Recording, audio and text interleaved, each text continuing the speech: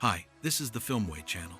This is the movie Weapon. 17 children from one school class disappeared without a trace. They just left their homes one terrible night and carelessly ran away to an unknown destination. All except one boy. The parents are panicking, the police are giving up, and the locals are going crazy with paranoia. The film begins with a child's voiceover telling us that these events took place 2 years ago. However, the witnesses prefer not to talk about them. It all started at school when a third-grade teacher, Justine, discovered that of the 18 students in her class, only Alex came to class. The remaining 17 students left their homes together at exactly 2 hours and 17 minutes last night and ran away in an unknown direction. No one understood anything, so the investigation reached a dead end. A month after the disappearance, the authorities have no version of what happened. Her parents blame Justine for everything. She's the only thing that connects the missing children. During the meeting, the woman tries to explain that she is also grieving the loss of students. Her speech provokes the anger of the audience, which forces the principal of the Marcus School to escort her to the car in order to avoid excesses. On the way home, the teacher stops by the liquor store to buy a cure for melancholy. When she gets home, she hears suspicious knocks on the door. Fearing that these are the vindictive parents of the students, the woman arms herself with a gas canister and goes to see who is bullying. But there's no one outside, except for the fresh inscription, "Witch," on the side of the car. In the morning, the director informs that for the sake of public peace, it is better for Justine to go on vacation. The upset woman wants to talk to Alex, who has been transferred to another class, but the boss hints that it is not worth it. Justine goes to the police to draw up a property damage report. There she notices Paul, an ex-boyfriend and happily married police officer. In the evening, they meet in a pub where they get drunk to wake up at a woman's house. Alcohol, as usual, messes with memory. You don't remember what happened yesterday, but you do remember your exes. During the day, Justin watches Alex and goes to his house, but no one opens it. Noticing that the windows are covered with newspapers from the inside, the woman looks through the crack. She sees the boy's parents sitting motionless on the couch. They don't respond to noise. Justin informs the principal about the parents' strange behavior, asking him to check on them. A woman has a nightmare at night. She walks down the dark school corridor to a classroom where children are sitting with their heads down. When Alex looks up, his face is covered in creepy clown makeup. After a false awakening, the teacher sees an old woman with a similar coloring on the ceiling. The teacher continues to monitor when the student aggressively asks not to pursue him. Watching the house, Justin falls asleep in the car. When it got dark, Alex's mother came out of the building with a twitchy gait with scissors in her hand. Getting into the car, she cuts off a lock of the teacher's hair. The story switches to Archer, the father of the missing boy Matthew. Grieving the loss, the father sleeps in his son's room and in the morning watches the CCTV footage as he runs away into the night.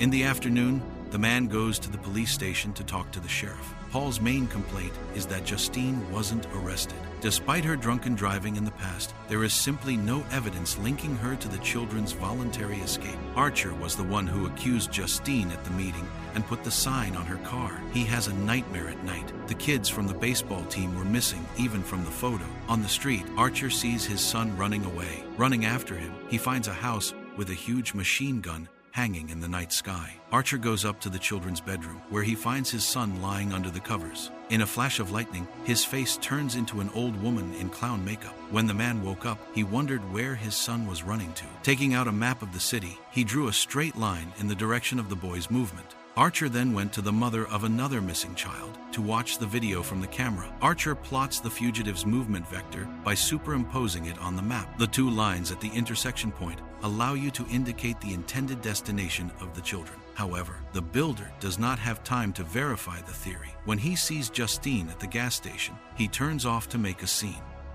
The conversation is interrupted by the appearance of a bloodied director Marcus. Running madly at them, a man attacks a teacher. Archer has to save her from her boss, who is rushing towards Justine with an obsessive frenzy. The story switches to Paul. After meeting his ex, he winds circles around the city, noticing a suspicious guy trying to break into a window. When asked not to move, the would-be robber runs away through the alleys. The officer chases him to pin him down in a small cubicle. Handcuffed, Paul conducts a search. He clarifies whether the detainee has sharp or piercing objects. After receiving a negative answer, Paul punches the detainee, but stumbles upon a needle, injuring his finger until it bleeds. In a fit of uncontrollable fear of contracting AIDS, Paul knocks out the cheater with a blow to the ear. After treating the wound, he realizes that the incident of police violence was caught on the registrar's camera. Paul convinces the awakened prisoner that he will get off with a simple warning if he leaves the city. Back at the station, the officer confesses to the chief what happened.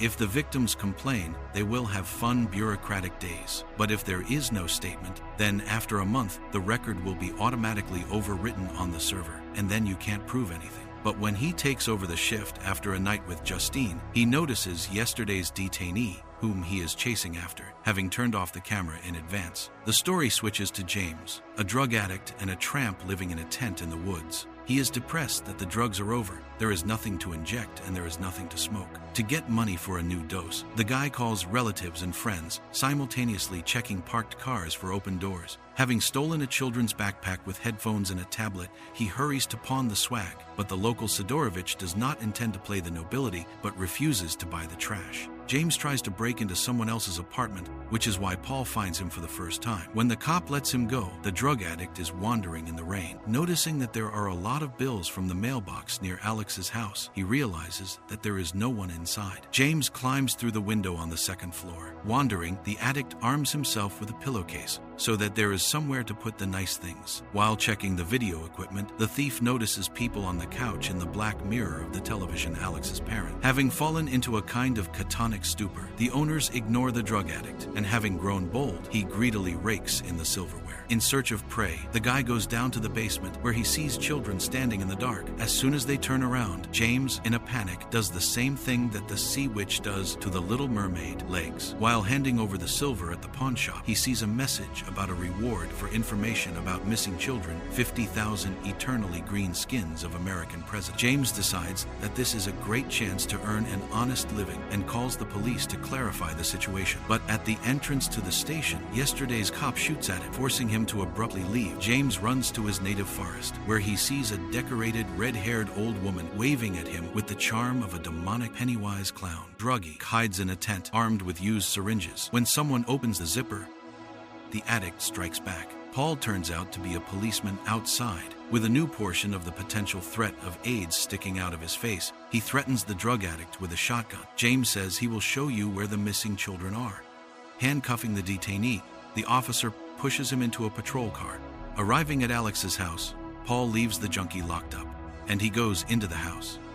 James stays in the car for several hours until it gets dark. Only then does the officer return. Paul silently opens the door and drags the prisoner after him. The story switches to director Marcus. After a tip from Justine, he is forced to talk to Alex's parents. Since they're sick, Aunt Gladys arrives, wearing makeup like she's here to kill Batman. Despite the assurance that everything is fine with the boy, Marcus insists that he must personally meet with his parents. The next day, Gladys visits Marcus at home. During the conversation, she asks for a drink of water, but not in a mug, but in a bowl. When the owners give them what they are looking for, the woman takes out a sprig of a tree with thorns wrapped with a ribbon stolen from Marcus. Having cut her hand with a thorn, the old woman smears the craft with blood, after which she cuts off a lock of hair from Marcus's neighbors who tried to bandage the wound. The guest gets a bell, the bell from which paralyzes the host. Gladys then wraps his neighbor's hair around a branch and breaks it. From this action, the bewitched Marcus rushes at his neighbor and beats him to death with his own head. Dr. Strange's magic was more friendly. To slow down the spell, Gladys throws a broken branch into the water, and Marcus freezes. The witch wraps the rest of the wand in Justine's hair and repeats the ritual. The director takes off and runs away from the house across the city, without slowing down. Powerful sorcery leads him straight to the goal. The woman hides in the store while the construction worker tries to knock out the enchanted director. When the teacher flees by car, Marcus continues the chase on foot. Archer follows, witnessing the deranged runner being hit by another car. Archer visits Justine in the hospital to apologize for the distrust. He says that Marcus moved in a familiar style, similar to running on a route. The missing children in the videos also escaped. The man shows the teacher the intersection point of the fugitives' movement vector. Justin recognizes Alex's house. The story switches to Alex, a quiet boy who is bullied by Matthew's classmate. Picking up his son from school, his father says that Aunt Gladys is coming to stay with them. That evening, the boy sees through the window how the guests are helping to move their belongings, including a skating rink with a thorny tree. In the morning, a boy from the adjoining bathroom looks into his aunt's room. She scares with her sick old look and open eyes. That day, for the first time, his father did not pick him up from school, forcing him to walk back. At home, Alex finds his parents frozen in a kind of paralysis. The child tries to reach them, but nothing comes out. Aunt Gladys is in charge now. In the evening, Gladys explains to the boy that he must keep her visit a secret. In order for him to obey, she uses witchcraft to force her parents to poke forks in their faces. Terrified, Alex agrees to obey. In addition to going to school, he has to take care of helpless parents. He has to spoon-feed them canned soup. Gladys confesses to the boy that she is seriously ill. She needs help to heal and leave. She asks Alex to bring one thing belonging to each of his classmates. During a physical education lesson, a boy steals children's drawings, almost getting caught by the teacher. That evening, the witch performs another ritual. At exactly 2:17 a.m., all of Alex's classmates run out of their houses and run towards them in a friendly crowd. After the disappearance of the students, the authorities are conducting an investigation. In order to divert suspicion, the witch tells Alex to clean up, puts her father in order herself, and hides the rest of the children outside for a while. When the fuss subsided, Gladys locked the prisoner in the basement, feeding on their childish energy, leaving only Alex out of control. He has to feed all this trouble. Returning home with canned food, the boy sees new prisoners of a policeman and a drug addict. Gladys tells them to pack up, and they're leaving tomorrow. She also forbids crossing the salt, which has restricted the entrance to her room, putting her parents on guard. At night,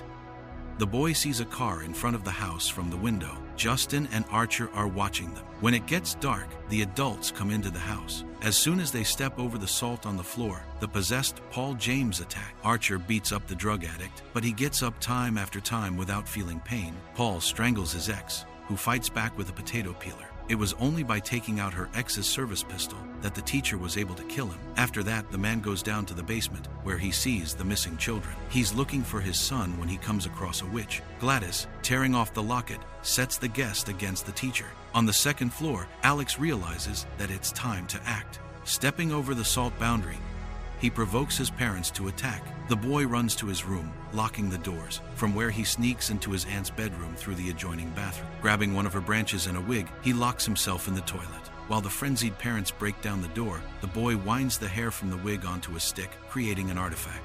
When finished, he pierces his finger with a thorn to lubricate the resulting product with blood and break it. Suddenly, dozens of feet stomp. The children from the basement run over her soul. Realizing that she has become a victim of her own spell, the witch runs away, but a crowd of angry teenagers chases her all over the block, through the yards and houses of neighbors. The youth catches up with the witch and falls on her en masse to carry out the order. After a few moments, the old woman is torn apart and the children freeze near her body. Waking up from the spell, Archer releases Justine and follows in the footsteps of the runaway children. The teacher goes upstairs, where she finds Alex. He hugs his parents, who are frozen in a stupor.